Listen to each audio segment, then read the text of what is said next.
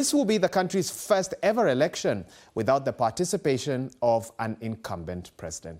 Let's now speak to Oluwole Ojewale, who's a regional coordinator for Central Africa at the Institute of Security Studies. He's joining us live from Dakar. Oluwole, thanks for making time to speak with us on the program. First, just give us a general reaction to the response from the country as the release of the presidential candidates list was made public. Thank you so much for having me. The response has been mixed. On one part, people are going about their daily activities and are unperturbed as a result of that political development. But within the arena of political parties, I think that has also been received with some strong inclination to mount a pushback by going on the streets to stage protests to register their displeasure about that decision by the constitutional authority as far as electoral process is concerned in the country. But you step out, people are going about their daily activities. It has not been the usual protest that we have witnessed here in Dakar in the past 2 years. Well, you speak of mixed reactions. I'm curious to hear about the reaction by the country's young people to the exclusion of Ousmane Sonko. He had polled quite well amongst the nation's youth. What are they saying about the fact that he probably won't be on the ballot? The first thing to underscore here is that the protest that we've seen in the past 2 years, it's actually undergirded by the desire on the part of the people to push back on the purported third-term presidency of Macky Sall. And the moment he came out and declared that he was not going to run for another term, the youth pushback, the clamor, and all the protests have actually waned in the past few months. And I think I need to also underscore the fact that Sonko was only a beneficiary of that struggle. The struggle was not necessarily about Sonko.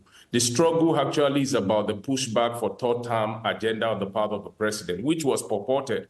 And the moment he withdrew that, there has not been any significant protests since that time. And this time around, apart from maybe people commenting on social media here and there, Senegalese are going about their regular business and have not made a mountain out of that molehill. Well, interesting perspective there, although I'm sure some of his supporters might disagree with you on that. So briefly, before we talk about the issues around the election, Karim Wade, Ousmane Sonko, any options on the table, legal, political, it is going to be forward? That is going to be an uphill task because don't forget that he was also convicted by the Supreme Court, except people want Supreme Court to probably overrule itself and have a judicial review on that decision. The election is very close. It's by February 25, which is probably a month from now. I don't think any significant push is going to cause any change in the coming days. I think election is going to go as the list has been released by the constitutional authority. What are the key election issues that are dominating public discourse or media interviews and so forth?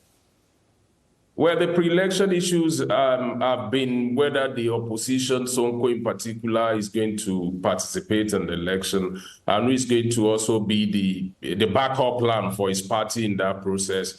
Much more about people thinking about who is going to win the election in the real sense of it. Is it going to be the anointed candidate of the president, or is the country going to go in the direction of runoff?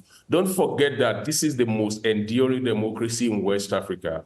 And Senegalese are much more concerned about defending that democracy rather than getting involved in the tug war among politicians, which we have seen in the recent time. So I don't think there's going to be a marked difference from what is going to happen and what has happened in the past as far as this election is concerned. The Senegalese really cherish their democracy and they are ready to defend the democracy, not necessarily aligning or defending a politician in that process.